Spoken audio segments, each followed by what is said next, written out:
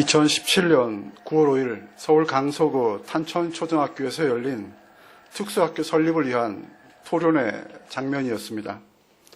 서울 강서구 옛 공지초등학교 폐교부지에 특수학교가 들어서는 것에 대해서 반대하는 주민들과의 토론회였습니다. 결국 장애인 학부모님들은 특수학교 설립에 반대하는 주민들에게 무릎을 꿇었습니다. 이처럼 자녀를 향한 부모의 사랑은 깊고 넓습니다.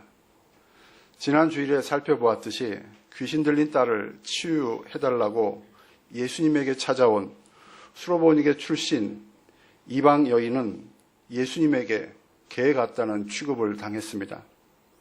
그러나 주님만이 어린 딸을 살릴 수 있다는 믿음으로 나온 그녀는 포기하지 않았습니다. 자신이 개와 같이 저주받은 이방인이라 할지라도 자식을 위한 마음을 헤아려 달라는 그녀의 간구를 주님은 들어주셨습니다.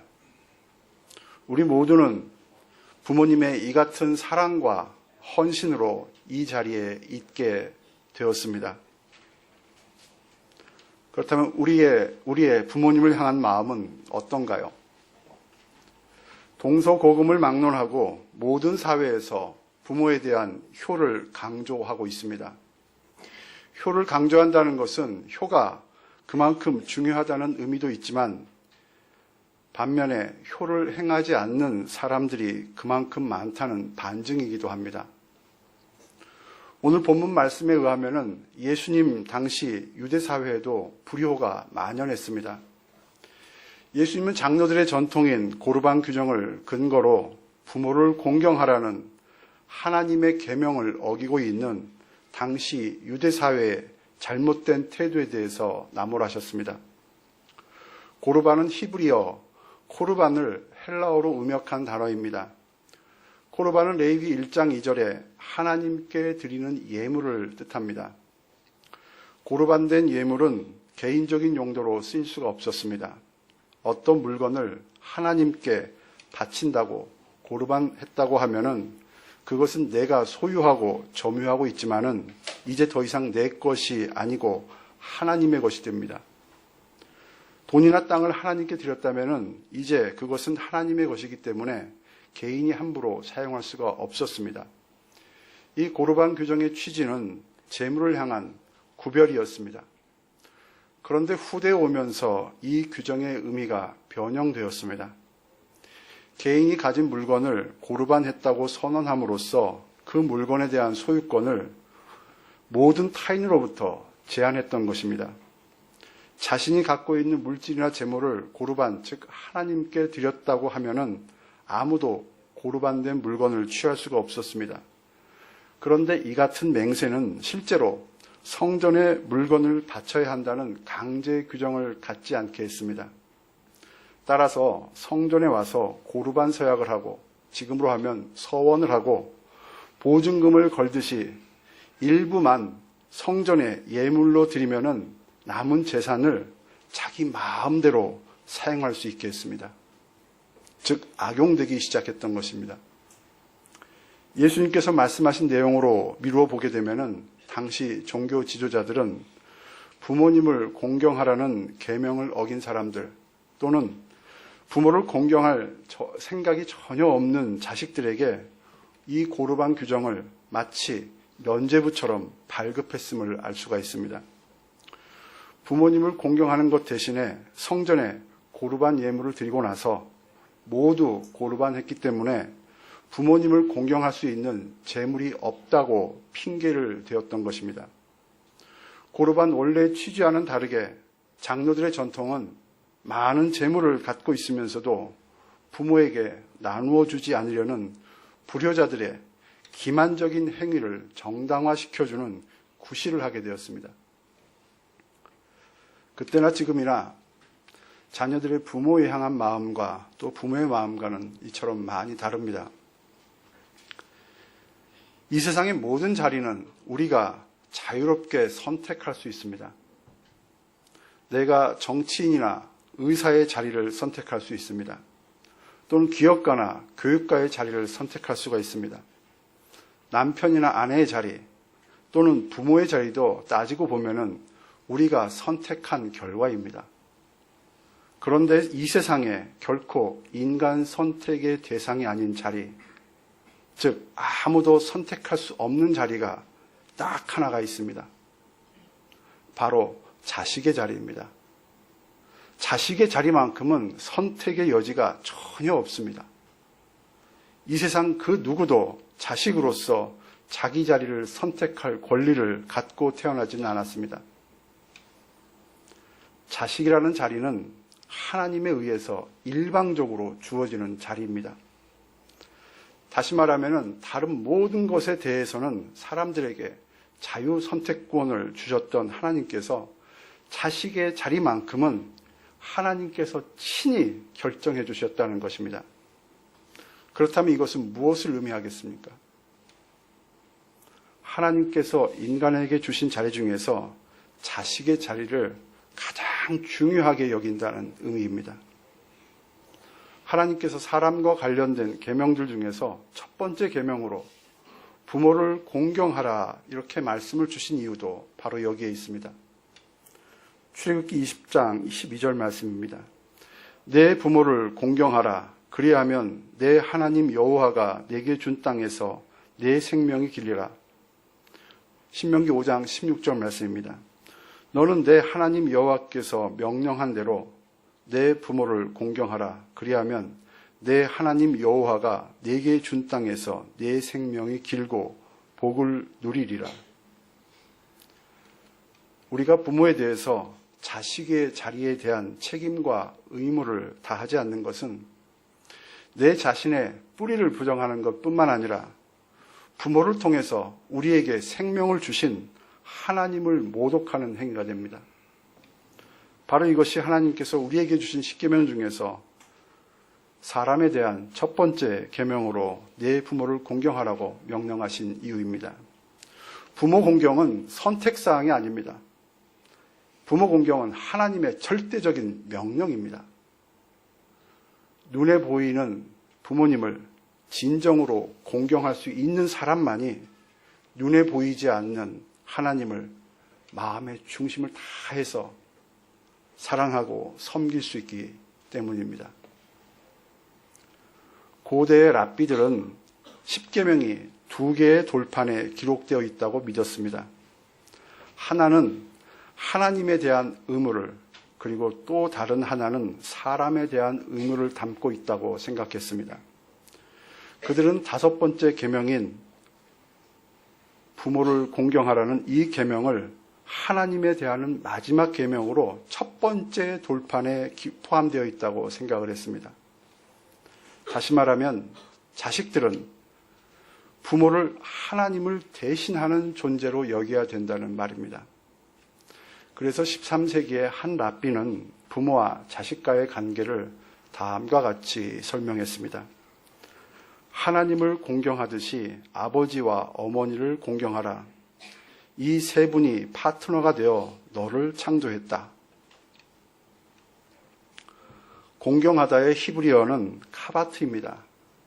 이 카바트라는 단어는 무겁다라는 뜻을 갖고 있습니다. 부모를 공경하라는 말씀은 부모를 무겁게 여기라는 의미입니다. 부모를 무겁게 여긴다는 것은 부모의 삶의 무게를 인정하는 것입니다. 우리보다 앞서 인생의 길을 걸어가신 부모님들에게는 우리가 도저히 흉내내거나 상상할 수 없는 삶의 무게, 경륜의 무게, 인식의 무게가 있습니다. 바로 이 무게를 인정하고 존경하고 또 명예스럽게 여기는 것이 부모님을 공경하는 것입니다. 제가 아는 성도님 중에 서울대학교 공대를 나오셔서 유성에 있는 모 연구실에서 수석 책임자로 모범적으로 근무하셨던 분이 있습니다. 그분이 어느 날 저에게 이런 말씀을 하셨습니다. 제 아버님은 초등학교도 겨우 나오신 분이시지만 아버님은 저에게 큰 스승이십니다.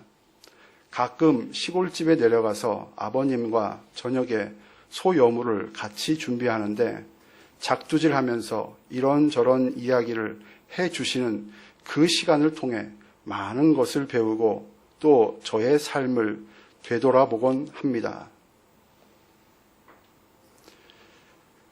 이분은 초등학교밖에 나오지 않는 아버지를 부끄럽게 여기지 않았습니다.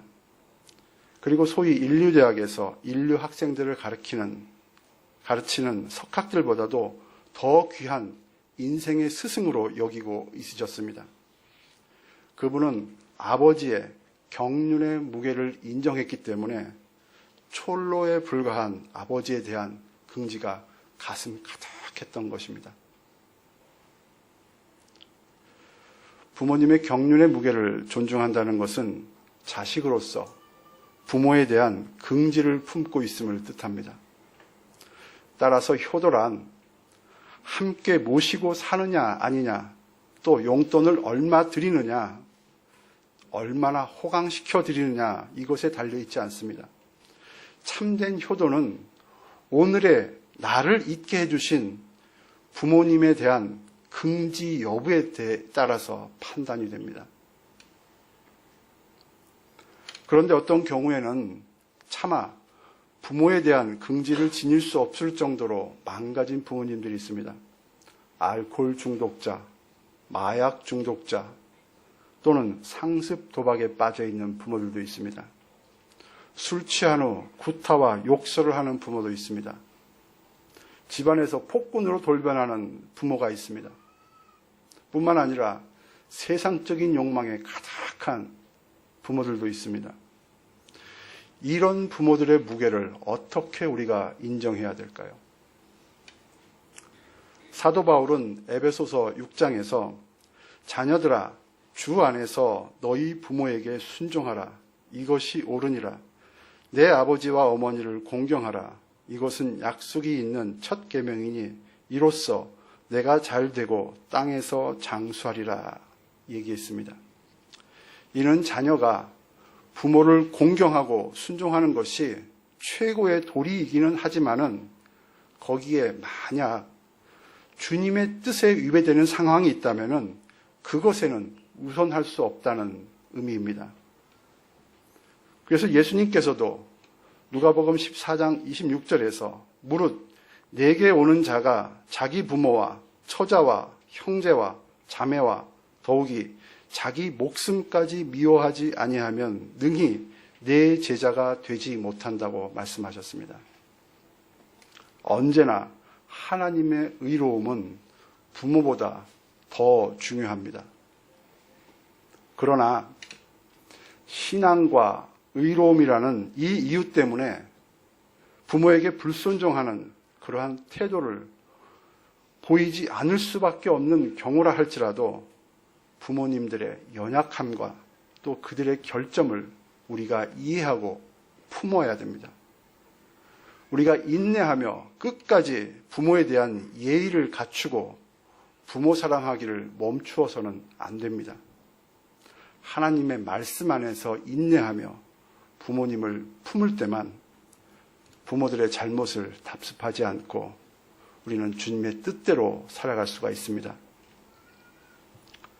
누가복음 2장에는 12살 소년 예수의 실종 사건이 기록되어 있습니다. 소년 예수를 데리고 유월절 절기를 지키기 위해서 예루살렘에 올라간 마리아와 요셉은 행사를 다 마치고 집으로 돌아옵니다. 그런데 그때 예수는 여전히 예루살렘 성전에 있었습니다. 부모는 돌아오는 일행에 아들이 없다는 사실을 뒤늦게 알고 깜짝 놀라서 아들을 찾아서 예루살렘으로 올라갔습니다. 드디어 부모는 성전 안에서 선생님들과 대화하고 있는 아들을 발견하고 아들에게 다음과 같이 책망을 했습니다. 누가복음 2장 48절 말씀입니다. 아이야, 어찌하여 우리에게 이렇게 하였느냐? 보라, 내 아버지와 내가 근심하여 너를 찾았노라. 3일 동안 찾아 헤맸으니 부모로서 얼마나 화가 났겠습니까? 그런데 예수의 답변은 참으로 단호했습니다. 어찌하여 나를 찾으셨나이까? 내가 내 아버지 집에 있어야 될 줄을 알지 못하셨나이까? 12년 동안 거의 키워온 아들의 입에서 나온 이 말에 어쩌면 부모들의 가슴은 철컹 내려앉았을 수도 있습니다. 소년 예수에게 있어서 성전에서의 일은 부모에게 행선지를 알리지 않고도 해야만 될 일이었고, 또 소년 예수의 우선순위는 뚜렷했습니다. 요셉과 마리아는 예수의 이 답변에 어안이 벙벙했을 것입니다. 이 정도라면 예수님은 사람들에게 이제 인정도 받고 존경을 받은 후에 부모님으로부터 독립을 주장할 수도 있었습니다. 그러나 소년 예수의 그 이후의 행적을 누가복음 2장 51절은 이렇게 증거합니다. 예수께서 함께 내려가사 나사렛에 이르러 순종하여 받드시더라.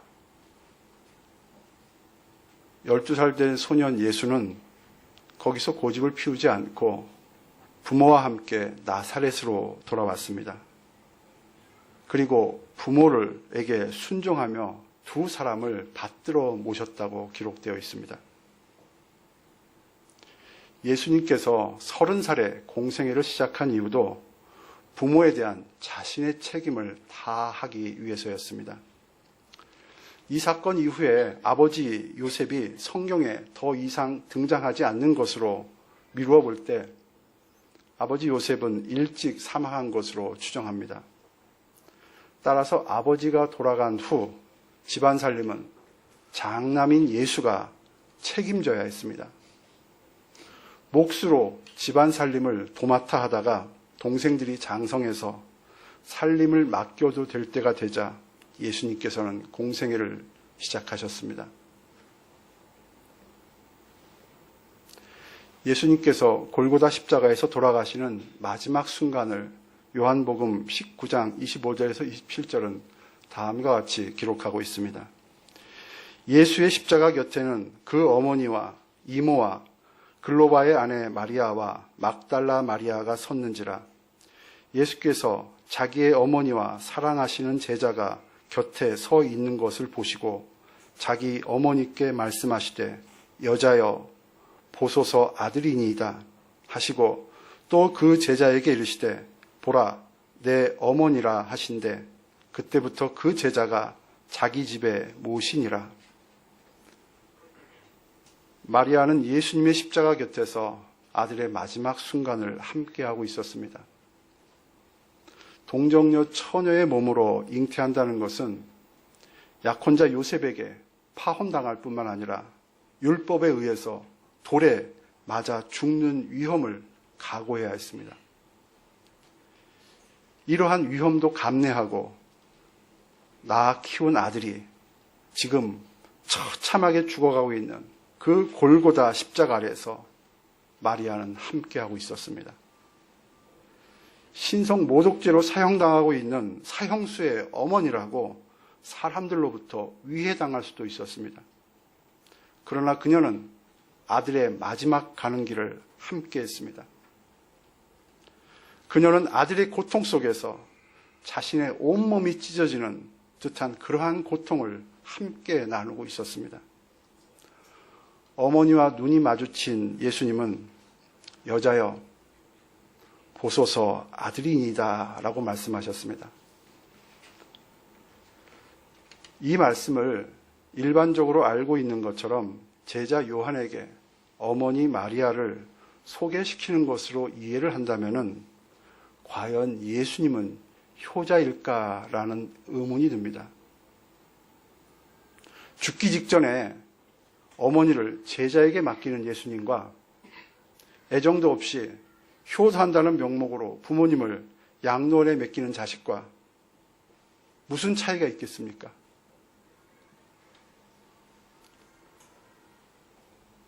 여자로 해석된 그 헬라어 귀네는 귀부인을 호칭하는 존칭적인 단어, 불어로 하면은 마담 정도라고 그렇게 하는 주장도 있습니다. 그런데 이 귀네는 일반 평범한 여인들에게도 사용되었던 단어입니다. 자, 그렇다면 예수님께서 어머니 마리아에게 어머니라고 말씀하시지 않으시고 여자여라고 호칭하신 이유가 무엇일까요? 에덴 동산에서 아담과 하와를 유혹해서 죄를 저지르게 한 뱀에게 하나님께서는 다음과 같이 심판하셨습니다. 창세기 3장 15절 말씀입니다. 내가 너로 여자와 원수가 되게 하고 내 후손도 여자의 후손과 원수가 되게 하리니 여자의 후손은 내 머리를 상하게 할 것이요 너는 그의 발꿈치를 상하게 할 것이니라. 골고다는 아람어로 해골을 의미합니다. 예수님의 십자가가 죽음의 상징인 해골의 정수리에 꽂혀 있다는 것은 죽음의 원흉인 뱀의 머리, 다시 말하면 사탄의 머리에 꽂혀서 실제로 그 머리를 상하게 한 것이 됩니다. 예수님께서 어머니 마리아를 어머니라고 부르지 않고 여자라고 부르심으로써 예수님은 여자의 후손인 자신이 창세기 3장 15절 그 하나님의 예언을 성취하고 있다고 선포하셨습니다. 즉 예수님은 어머니 마리아에게 당신이 바로 그 여자의 후손을 낳은 여자입니다 라고 말함으로써 어머니 마리아에게 여자 최고의 명예를 드리는 그러한 선포를 한 것입니다. 보소서 아들이니이다. 이 말은 창세기 3장 15절 말씀을 성취하고 계시는 자신을, 그리고 여자여, 이 말은 하나님의 말씀을 성취할 수 있도록 목숨을 걸고 자신을 낳아주신 어머니 마리아를 향한 감사와 긍지의 선포였습니다.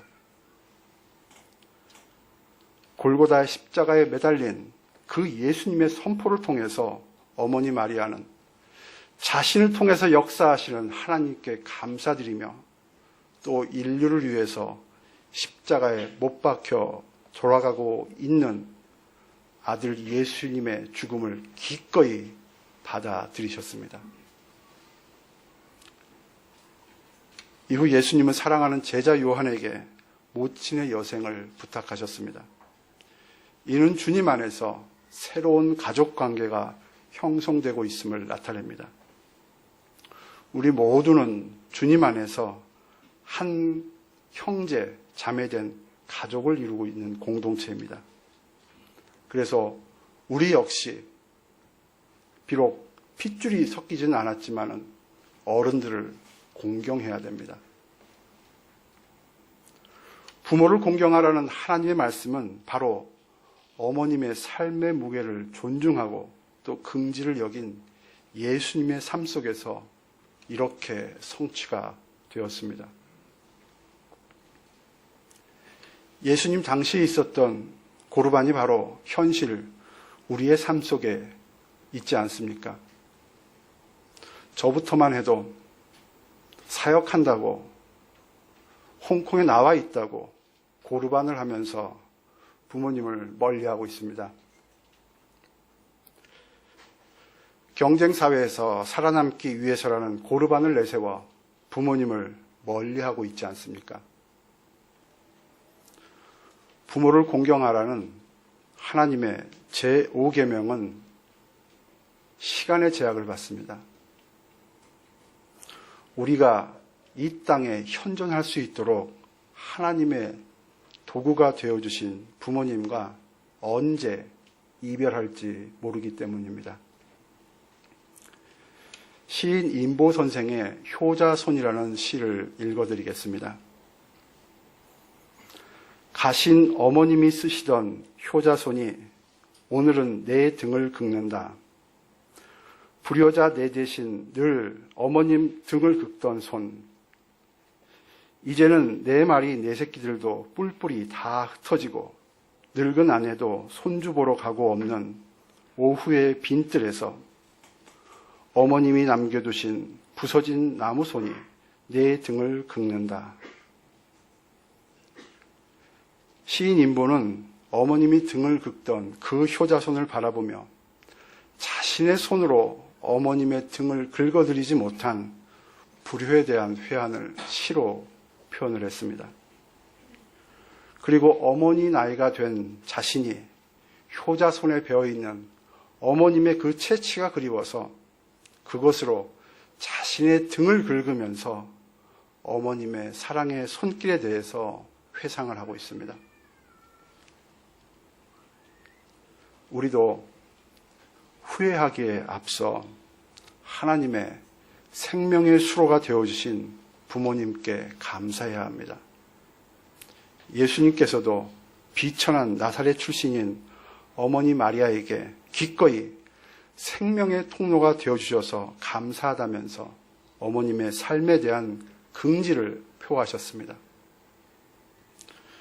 우리의 부모님은 앞서 동영상에서 본 것처럼 자식을 위해서라면 그 어떤 굴욕과 수치도 이를 악물고 감내해내신 분들이십니다. 그렇다면 우리의 부모님들이 아무리 볼품없이 보일지라도 오늘의 우리가 이 땅에 존재할 수 있도록 기꺼이 하나님의 도구가 되어주신 부모님의 삶의 무게를 존중하고 또 긍지를 가져야 됩니다. 부모의 삶의 무게를 존중하고 부모의 삶에 대한 자식으로서의 긍지를 갖고 감사하는 것이야말로 우리 부모님을 공경하는 동시에 바로 하나님을 공경하는 것입니다. 기도하겠습니다.